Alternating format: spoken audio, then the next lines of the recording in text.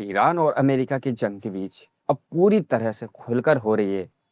कोई cease fire नहीं, कोई समझौता नहीं, सीधा सीधा आमना सामना। लेकिन आज हम तीन बड़ी खबरों पर बात करेंगे।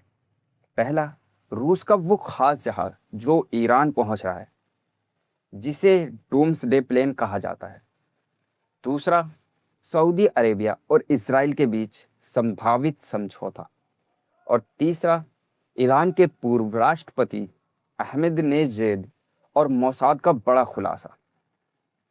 तो चलिए शुरू करते हैं। रूस का डूम्सडे प्लान ईरान पहुंचला। अस्सलाम वालेकुम, नमस्कार दोस्तों, न्यूज़ 4000 पी में। दोस्तों, पहली खबर जो हम आज आपको बताने जा रहे हैं वो बहुत ही महत्वपूर्ण है, बहुत ही इम्पोर्टेंट है। रूस की एनर्जी मिनिस्टर सर्गेई लेवरोव ने ईरान गए हैं। उनकी मुलाकात ईरान के राष्ट्रपति पेजेश्कियान से हुई है। अब इस मुलाकात के बाद जो खबर सामने आई है वो बहुत कमाल की है, बहुत कमाल की है। और क्या ये खबर रूस ईरान को एक बहुत ख़ास जहाज भेज रहा है। TU-214 PU airborne command aircraft. अब आप सोच रहे होंगे जहाज़ तो बहुत आते जाते हैं, इसमें कोई नई बात तो नहीं है। लेकिन दोस्तों, तो मैं आपको बता दूं कि ये कोई साधारण जहाज़ नहीं है, कोई आम जहाज़ नहीं है, बल्कि इसमें डूम्सडे प्लेन है, यानी परले वाला जहाज़। आसान भाषा में बोले तो इसे ऐसे समझिए, जब देश पर बहुत बड़ा संकट आए, जैसे जंग हो, बमबारी हो, मिसाइलें आ रही हो, उस वक्त भी इस जहाज़ के अंदर बैठकर पूरे देश को चलाया जा सकता है। कोई बम, कोई मिसाइल इस जहाज़ को नुकसान नहीं पहुंचा सकती। इसके अंदर पूरा कमांड सेंटर है। और ये सोचने वाली बात है दोस्तों। राष्ट्रपति, रक्षा मंत्री, सेना के बड़े बड़े अधिकार यहाँ बैठ सकते हैं। और ये बात बहुत इम्पोर्टेंट है सबके लिए। यहाँ से पूरे देश को आदेश दिया जा सकता है। सेना और सुरक्षा एजेंसियों से संपर्क बनाए कर रखा जा सकता है इस हवाई जहाज़ में बैठकर।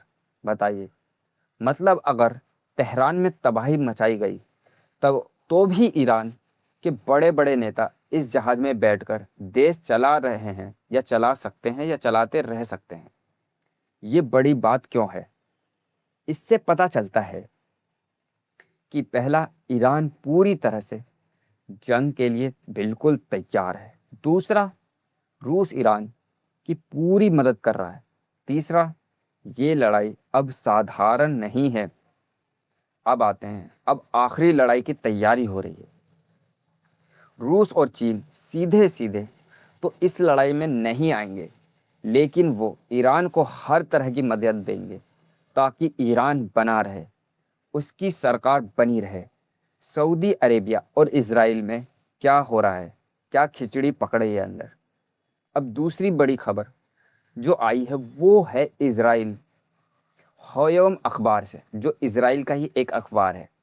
ये अखबार इजराइल के पीएम नेतन्याहू के बहुत करीबी माना जाता है।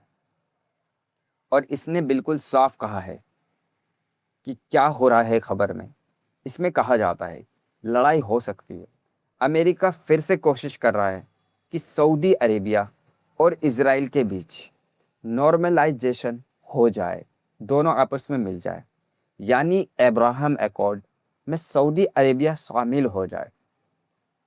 सऊदी अरेबिया इजराइल को मान्यता दे, दोनों देशों के बीच राजदूत आए जाएं, एक दूसरे के देश में एम्बेसी तक खोले।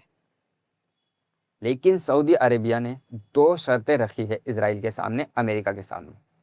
पहली शर्त है नेतन्याहू को हटाओ, और दूसरी शर्त है वेस्ट बैंक में जो कब्जा बढ़ाया जा रहा है उसे रोको, या उसे भी हटाओ। रोकना नहीं है, उसे हटा ही लो। अब यहाँ सवाल उठता है, बहुत अहम वो सवाल है, क्या सऊदी अरेबिया अपना रुख बदल रहा है? पहले सऊदी अरेबिया का स्टैंड था अरब पीस, इन्वेस्टिगेशन के तहत ही समझौता होगा, ऐसा कहना था सऊदी अरेबिया का, जो कि 1967 कि बॉर्डर पर वापस आ जाओ, इज़राइल के कब्जे से बाहर निकलें, पूर्वी यरूशलेम को फ़िलिस्तीन की राजधानी बनाया जाए या मान्यता दें, फ़िलिस्तीन आज़ाद मुल्क बने।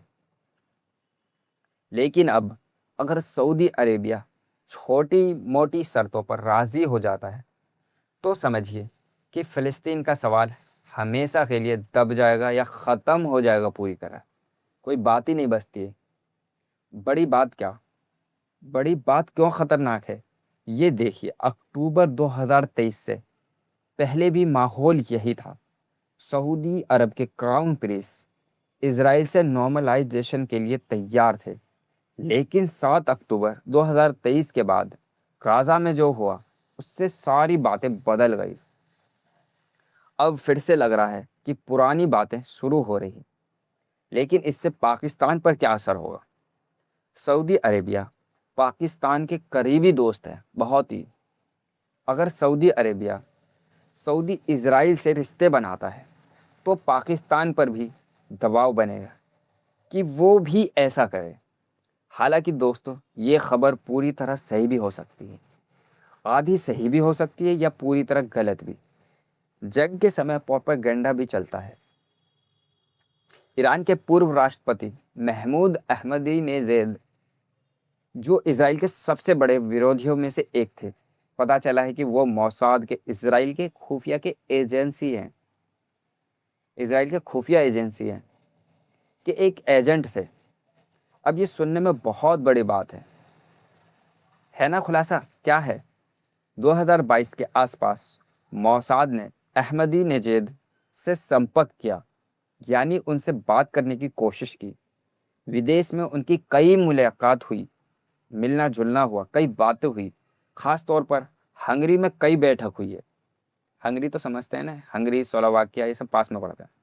विदेशी यात्राओं का खर्चा मोसाद ने उठाया। आखिर प्लान क्या था। मोसाद बहुत कुछ चाहता था। मोसाद चाहता था कि पहला, ईरान के सर्वोच्च नेता खामनाई को पूरी तरह ख़त्म कर दी जाए। दूसरा, बड़े बड़े जो नेता हैं उन्हें मार दिया जाए ईरान में। और तीसरा, ईरान की जनता को सड़कों पर उतारा जाए। और चौथा, अहमदीनेजाद को नेतृत्व करे, यानी वहाँ संभाले सत्ता। पांचवा, अहमदीनेजाद राष्ट्रपति बने, यानी एक तख्ता पलट का पूरा प्लान था। लेकिन वो सब बर्बाद हो गया एक तरह। अब वो कैसे हुआ, ईरान की सरकार को ये पता चल गया और अहमदीनेजाद को नज़रबंद कर दिया गया। वो अपने घर में हैं, लेकिन उन पर पूरी निगरानी रखी जा रही है ईरान की तरफ से। क्या ये सच है। यहाँ दो पहलू होते हैं। पहला पहलू, हो सकता है सच हो। जंग के दौरान ऐसा होता रहता है।